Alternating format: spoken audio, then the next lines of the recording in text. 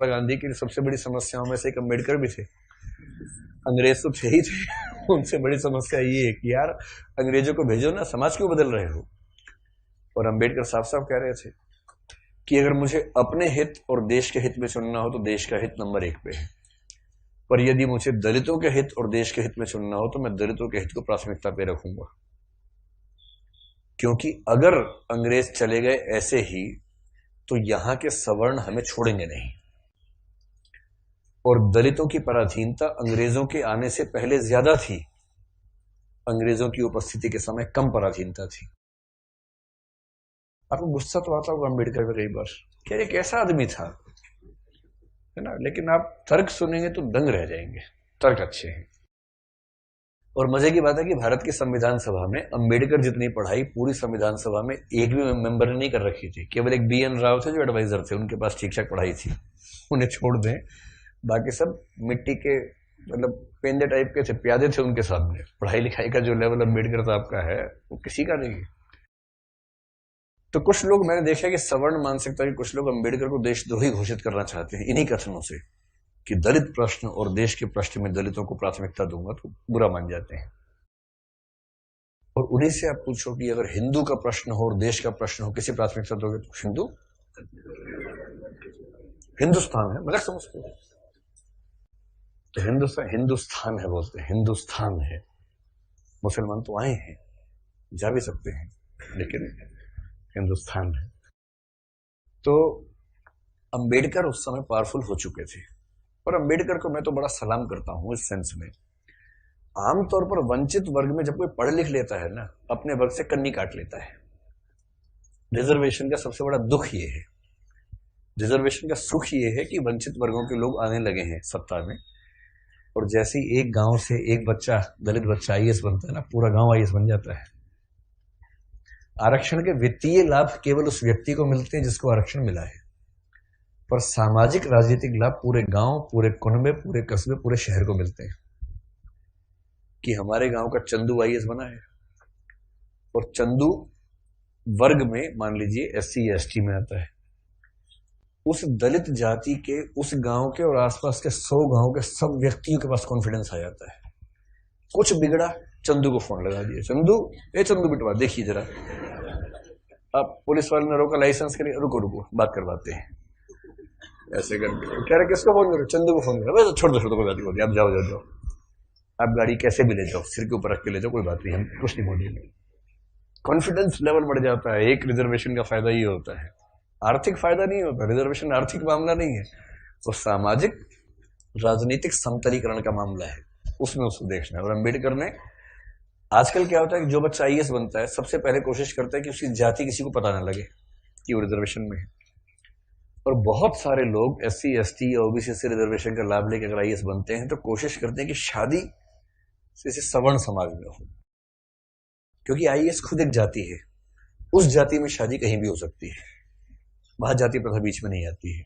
ऐसे IPS भी एक जाति है जो IAS से नीचे की जाती है, लेकिन ठीक ठाक जाती है, वो भी अपने आप में ठीक ठाक जाती है। जैसे IAS पति IPS पत्नी, लोग कहेंगे हाँ ठीक है, IPS पति IAS पत्नी, तो लोग कहते हैं अच्छा चलो कोई बात नहीं ठीक है इस तरह से मैनेज करते हैं, क्योंकि IPS नीची जाती है, IAS थोड़ी ऊंची जाती है, और IRS और बाकी सब तो बहुत ही नीची जाती हैं। और उसमें जो ग्रुप भी हैं वो तो शूद्र टाइप के माने जाएंगे कि ये तो बहुत ही नीचे के लोग हैं। बेशक UPSC ने सफलता दी हो, पर ये तो ये नहीं चलेंगे, इनके 10 नंबर कम आए से इनको बाहर करो यहाँ से एक प्रकार की जाति व्यवस्था वहां भी है। तो दलित चेतना जो अम्बेडकर की वजह से, अम्बेडकर का सम्मान क्यों करना चाहिए कि वो इतना पढ़ने लिखने के बाद भी चाहते तो वो भी एक शानदार जिंदगी जी सकते थे, उनको मिल ही रही थी भाई। वो PCS ऑफिसर थे बड़ौदा में, मजाक छोड़ना है, नागपुर में शायद। और जब नागपुर में वो सिविल सेवक बनकर आए, फेलोशिप वहीं से मिली थी पढ़ने के लिए, जब वापस लौटे तो उनको PCS अधिकारी बनाया गया। तो उनको कहा कि आप यहां रहना शुरू कीजिए और काम संभाल लीजिए। अब ये अम्बेडकर के सामने सबसे बड़ी समस्या, अगर आप उनकी कभी आत्मकथा पढ़ें, मैं कैसे बना, हिंदी अनुवाद उसका ये है, उसमें प्रसंग है कि नागपुर में रहना है उनको, क्योंकि वो ऑफिसर हैं, उनको अपने रहने के लिए कमरा चाहिए या घर चाहिए। ढूंढ रहे हैं पूरे शहर में, कमरा ही नहीं मिल रहा। लोग पहले पूछते हैं जाति कौन सी है, वो बताते हैं कि महार जाति का हूं, तो भाई कमरा नहीं है हमारे पास, हम किसी दलित को कमरा देंगे ही नहीं अपना। ये 1920-30 के दौरान नागपुर शहर की बात है। फिर वो कह रहे कि कई कमरे खारिज होते गए। एक और घर में गए, एक कोई दूसरा ऑफिसर था, वो दिखा रहा था, दोस्त के रूप में हेल्प कर रहा था।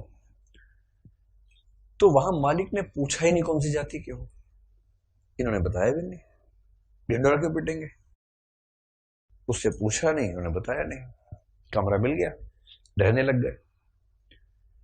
और फिर वो देखते हैं कि एक दिन अचानक सुबह उठा तो बहुत शोर मचा हुआ था, मुझे लगा पता नहीं क्या हो गया, खिड़की से नीचे देखा तो हजारों की भीड़ हाथ में डंडे भाले हथियार लेके खड़ी हुई थी। उनको पता लग गया था कि एक दलित आदमी इस घर में रहता है और वो भीड़ मेरा कत्ल करने के लिए आई थी।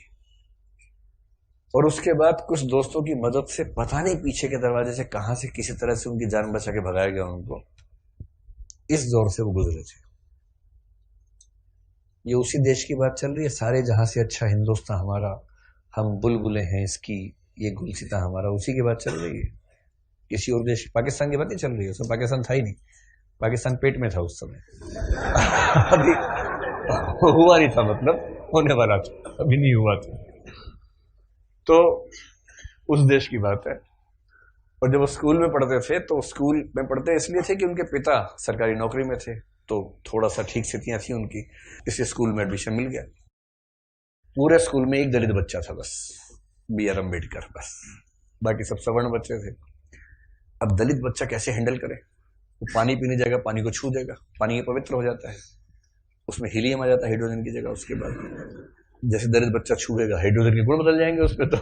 तो एक व्यवस्था थी कि भाई पानी पीने की एक जगह थी सबके लिए, एक अलग से मटका था अम्बेडकर के लिए, अलग से रखते थे दूर, उनको वही पीना है और मटके को हाथ नहीं लगाना है। अब कभी कभी क्या हुआ, कई बार ऐसा हुआ कि जो आदमी पानी की व्यवस्था करने के लिए तैनात था वो छुट्टी पर चला गया, एक दिन 2 दिन आया ही नहीं।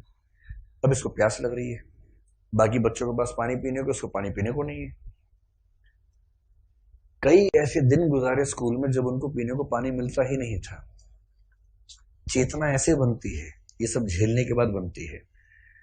इससे जब आप हरिजन गाथा कविता पढ़ेंगे तब समझ में आएगा कि वो किस दौर से, किस स्थिति से गुजर के वो विचार बनते हैं। और अभी एक अदम गौंडवी की कविता है, वो भी हरिजन के गांव जैसा कुछ नाम है, उसको भी पढ़ेंगे, हम जिक्र करेंगे आगे चलकर, तब समझ में आएगा। ये सब मैं इसलिए कह रहा हूं कि इतिहास के नेताओं को सीधे खारिज करना बहुत आसान होता है।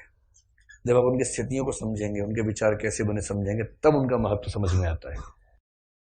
अंबेडकर का बड़प्पन यह है कि बहुत अच्छी स्थितियों में जाने के बाद, इंग्लैंड में, अमेरिका में पढ़ने के बाद, वहां भी टॉप करने के बाद, वो चाहते तो वहीं किसी विश्वविद्यालय में प्रोफेसर बन सकते थे और धूमधाम से जिंदगी गुजार सकते थे, पर उन्होंने चुना संघर्ष का रास्ता। लौट के आए, संघर्ष किया और अपने साथ साथ अपने पूरे समुदाय की मुक्ति का रास्ता चुना। और जितने सफल हुए उतना सफल होना एक जिंदगी में आसान भी नहीं होता, जितने वो सफल हुए उन्होंने काफी कुछ कर भी दिया। अब उस अंबेडकर का तेज 1936 में फैल चुका था। महात्मा गांधी बहुत दुखी है। महात्मा गांधी घोर वर्ण व्यवस्था के समर्थक आदमी थे, इतने पक्के रूढ़िवादी थे इस मामले में। मतलब महात्मा गांधी के प्रति मेरा सम्मान उतना ही जितना अंबेडकर के प्रति है, पर इस मामले में वो बहुत ही दकियानूसी किस्म के व्यक्ति थे। अपनी एक किताब हिंदू धर्म में लिखा है उन्होंने कि वर्ण व्यवस्था उतनी ही नैसर्गिक और प्राकृतिक व्यवस्था है जितना न्यूटन का गुरुत्वाकर्षण का नियम। ये महात्मा गांधी का वाक्य है, किसी और का वाक्य नहीं है। इसलिए उनके पेट में खलबली मची हुई थी कि अंबेडकर बीच में कैसे आ गया। अंत में अम्बेडकर बोले, महात्मा जी हमने बहुत ट्राई कर लिया कि हिंदू धर्म में रह के चीजें ठीक कर लें, हो नहीं पा रही, हम हिंदू धर्म छोड़ रहे हैं। अब महात्मा गांधी परेशान, उनके लिए भारत से ज्यादा महत्वपूर्ण हिंदू धर्म है महात्मा गांधी के लिए, गीता वो सब, उनका तो वैष्णव परंपरा वो सब विचार ज्यादा थे। 1937 में कहते हैं कि अम्बेडकर ने घोषणा कर दी कि मैं हिंदू धर्म छोड़ रहा हूं। महाराष्ट्र में अनाउंस किया एक सभा में, और उस सभा में सीधे कहा कि देखो भाई लोगों, मैं हिंदू पैदा हुआ इस पर मेरा बस नहीं था, पर मैं हिंदू के रूप में ना मरूं इस पर मेरा बस है। और मैं हिंदू के रूप में नहीं मरूंगा। उस समय खलबली मची कि वो हिंदू धर्म छोड़ रहे हैं, शायद सिख धर्म अपनाने की बात उस समय थी उनके दिमाग में। और महात्मा गांधी ने बहुत समझाया कि देखो अम्बेडकर, नहीं ना, ऐसे नहीं करते। महात्मा जी का मार्ग एकदम अलग है। अम्बेडकर कह रहे हैं कि अगर मैं इस घर में पैदा हो गया तो मैं क्यों जिंदगी भर सफाई का काम करूं। महात्मा गांधी कह रहे हैं नहीं, गहराई में सोचो, इस घर में पैदा क्यों हुए, ये सोचो। ये उसका डिजाइन है,